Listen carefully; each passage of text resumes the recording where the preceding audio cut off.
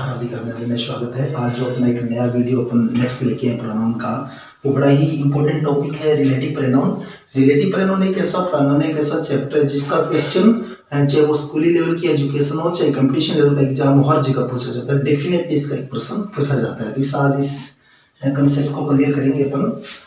मैंने जो पहला वर्ड लिखा है वो लिखा है रिलेटिव प्रोनाउन। रिलेटिव प्रोनाउन का हिंदी अर्थ होता है संबंधवाचक सर्वनाम। और ये जो रिलेटिव प्रोनाउन की मैंने डेफिनेशन दी, इसको क्लियर करते हैं अपन। ये रिलेटिव प्रोनाउन होता क्या है? Relative pronoun refer to some noun. ये रिलेटिव प्रोनाउन है वो किसी नाउन की ओर रिलेट करता है, गोइंग बिफोर, जो उससे पहले आती है, which is called its antecedent, जो उसका एंटीसीडेंट कहलाता है। जिस प्रकार एक एग्जांपल के द्वारा मैं क्लियर करना चाहूँ, I like boy help the people. Sentence को देखिए, आई लाइक अ बॉय कि मैं एक लड़की को पसंद करता हूँ, हेल्प द पीपल जो लोगों की सहायता करता है। यहाँ पे मैंने हु दिया, ध्यान से देखिएगा। आई लाइक ए बॉय कि मैं एक लड़की को पसंद करता हूँ, हु यानी जो। अब देखिए, relative pronoun refer to some noun की ये रिलेटिव प्रोनाउन किसी नाउन की ओर इशारा करता है, गोइंग बिफोर जो उससे पहले आती है, और इस नाउन को इसका एंटीसीडेंट कहा जाता है। यानी कि हु का प्रयोग ये नाउन ए बॉय की जगह हुआ, और ये जो नाउन है इस रिलेटिव प्रोनाउन का एंटीसीडेंट कहलाता है। और एंटीसीडेंट का हिंदी अर्थ होता है पूर्ववर्ती संज्ञा। तो जिस संज्ञा के लिए यहाँ पे रिलेटिव प्रोनाउन का यूज होता है, उस जो नाउन है उसका नाम होता है एंटीसीडेंट। और एंटीसीडेंट का हिंदी अर्थ हमने देख लिया कि होता है पूर्ववर्ती संज्ञा। चलिए, रिलेटिव प्रोनाउन संख्या में कितने हैं, कौन कौन से हैं, इनका क्या हिंदी अर्थ होता है, और फिर एक एक को बारी बारी से अपन पढ़ते हैं। पहला जो रिलेटिव प्रोनाउन मैंने आपके सामने लिखा है वो लिखा है हु, और हु का जो हिंदी अर्थ होता है वो होता है जो। यानी कि हु का हिंदी अर्थ कौन भी होता है, लेकिन रिलेटिव प्रोनाउन के सेंस में इसका हिंदी अर्थ में था जो ही निकलता है। फिर आया विच, विच का हिंदी अर्थ भी जो ही होता है। फिर आया हुम, हुम का अर्थ निकलता है जिसे। दैट का हिंदी अर्थ भी जो होता है।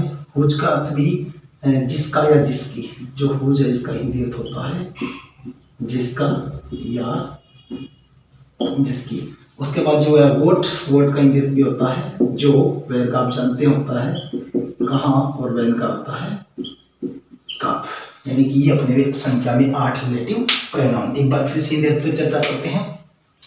हु का हिंदी अर्थ होता है जो, विच का हिंदी अर्थ होता है जो, हुम का होता है जिसे, दैट यानी जो, हुज यानी जिसका या जिसकी, वोट यानी जो, वेर यानी कहाँ, और वेन यानी कब। ये 8 रिलेटिव प्रोनाउन संख्या में होते हैं।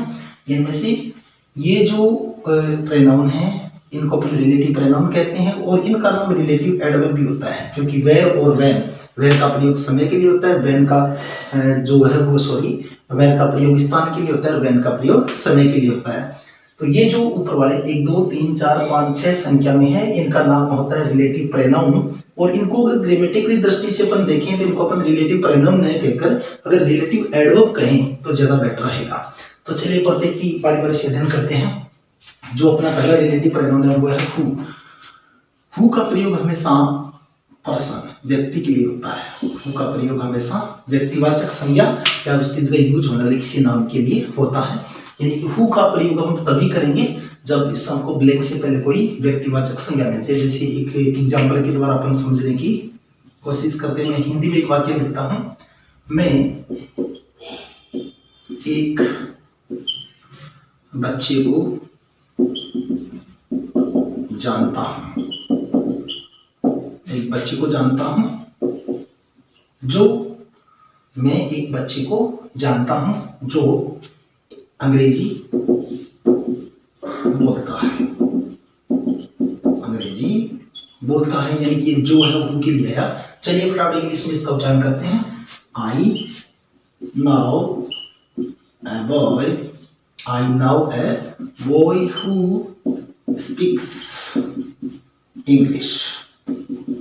यहाँ पे ध्यान से देखिएगा कि जो हु के बाद जो हमें वर्ड मिला वो मिला वाव। यानी कि जो हु है इसका यूज सब्जेक्टिव केस में होता है, कर्ताकार के रूप में होता है हमेशा ही।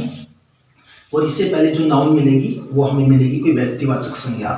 अगर इन दोनों चीजों पे हम गौर करें तो यहाँ पे देखिए व्यक्तिवाचक संज्ञा है, और यहाँ पे हमें मिली है वाव। यानी कि हु का यूज हमेशा ही व्यक्तिवाचक संज्ञा के लिए होता है। इसके तुरंत बाद जो हमें वर्ड मिलता है वो या तो हेल्पिंग वर्ब होती है या मैन वर्ब होती है, इसलिए यहाँ पे ये हु है वो रिलेटिव प्रोनाउन है और यहाँ पे ये सब्जेक्टिव केस के रूप में आया है। सब्जेक्टिव केस क्योंकि ये स्पीक वर्ब का सब्जेक्ट है और ये जो हु वर्ड है वो नाउन की जगह यूज हुआ है, इसलिए इसका यहाँ नाम है रिलेटिव प्रोनाउन। इसके साथ रिलेट कर रहा है, इसको ये चीज दोनों रिलेट हैं।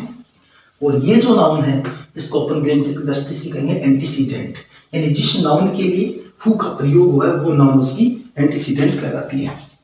एग्जाम में अक्सर इस प्रकार के प्रश्न आते हैं तो वहां इस प्रकार इसको ब्लैंक छोड़ दिया जाता है और ब्लैंक छोड़ने के बाद यहाँ पे पूछा जाता है कि या हु का प्रयोग होगा या विच का प्रयोग होगा या फिर वेयर का प्रयोग होगा। तो हमें याद रखना चाहिए कि हु का प्रयोग अगर नाउन से पहले ब्लैंक से पहले हमको कोई निर्जीव वस्तु मिलती है, क्योंकि विच का प्रयोग निर्जीव वस्तुओं के लिए होता है, जानवरों के लिए होता है तो विच आएगा।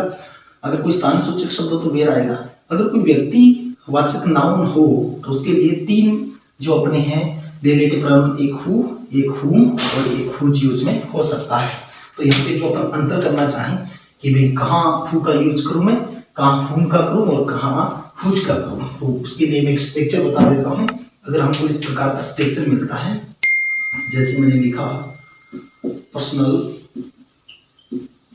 प्रोनाउन या फिर कोई पर्सन का नाम, और उसके बाद हमको मिलता है ब्लैंक और उसके बाद हमको मिलती है मैन वर्ब। तो इस जो ब्लैंक है इसमें जो आने वाला रिलेटिव प्रोनाउन है वो हमेशा इंडेफिनेटली क्या होगा, हु होगा इस स्ट्रक्चर के लिए। चलिए इस स्ट्रक्चर के अकॉर्डिंग एक वाक्य बनाते हैं अपन। जैसे आई met a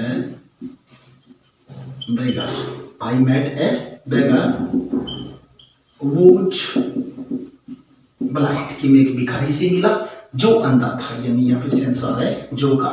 जो की दृष्टि से में तो कई रिलेटिव प्रोनाउन आते हैं, जैसे हु भी आ जाता है, विच भी आ जाता है, दैट भी आ जाता है और व्हाट भी आ जाता है।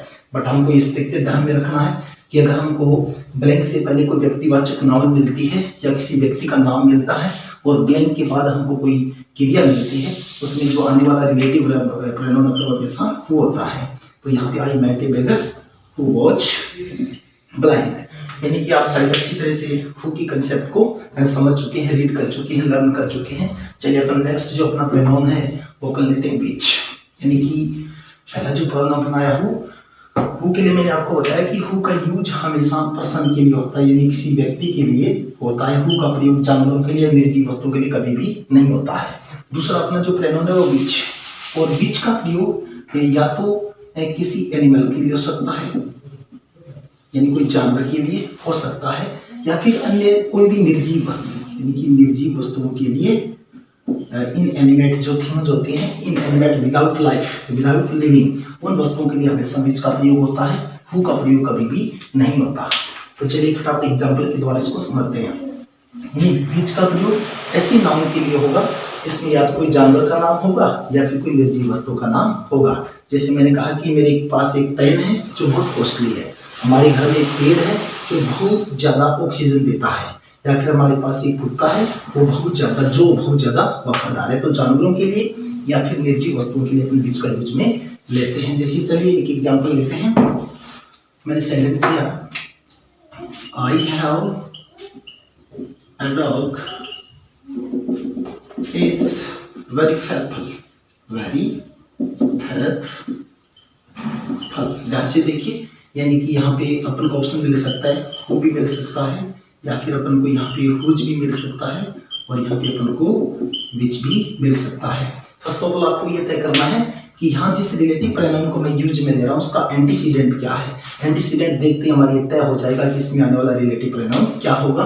जैसे मैंने आपको बता दिया कि ब्लैंक से पहले यहाँ पे जो एंटीसीडेंट यानी नाउन आई वो डॉग है, किसी जानवर का नाम है, और यह हमें पता है कि हुज और हु का प्रयोग जानवरों के लिए नहीं होता, इसका प्रयोग हमेशा से ही व्यक्ति के लिए होता है। तो यहाँ पे हु और हुज का यूज नहीं हो सकता। तो यहाँ पे अपना जो रिलेटिव प्रोनाउन बचा वो बचा विच, और यहाँ पे प्रयोग होगा विच का। आई हैव ए डॉग, मेरे पास एक कुत्ता है, यहाँ विच का सेंस आ रहा है जो, विच इज वेरी फेथफुल, जो बहुत ही वफादार है। तो इस प्रकार विच का यूज है वो जानवरों के लिए, निर्जीव वस्तुओं के लिए हो सकता है। चलिए विच के संदर्भ में एक एग्जाम्पल और लेते हैं। Rahul Rahul gave me a pen. Rahul gave me a pen. It's much costly. Much costly. कि राहुल ने मुझे एक पेन दिया जो बहुत ही कीमती है, महंगा है। इससे अगर मैं चाहूँ तो दैट का भी यूज हो सकता है, लेकिन वो बात अपन दैट पढ़ेंगे तब करेंगे। राहुल ने मुझे एक पेन दिया, और यहाँ पे मैं ऑप्शन आपको दूं, हु दे दिया, विच दे दिया, और एक इसमें मान लीजिए हमने हुज दे दिया। तो यहाँ पे हुज और हु दोनों का यूज नहीं हो सकता, क्योंकि आपको पता है हु और हुज का जो यूज है वो व्यक्तियों के लिए होता है, और यहाँ पे जो एंटीसीडेंट है वो ए पेन है, और ए पेन के लिए हमेशा आता है विच। इस प्रकार शायद आप विच को भी अच्छी तरह से समझ गए कि विच का यूज अपन कहाँ करते हैं। यानी कि दो रिलेटिव प्रोनाउन को हम पढ़ चुके हैं। तीसरा अपना जो रिलेटिव प्रोनाउन है उसके संदर्भ में बात करूं, हु का यूज हमने लिया था पर्सन के लिए, विच का प्रयोग हमने एनिमल या निर्जीव वस्तुओं के लिए, जो हु में इसका प्रयोग भी पर्सन के लिए ही होता है।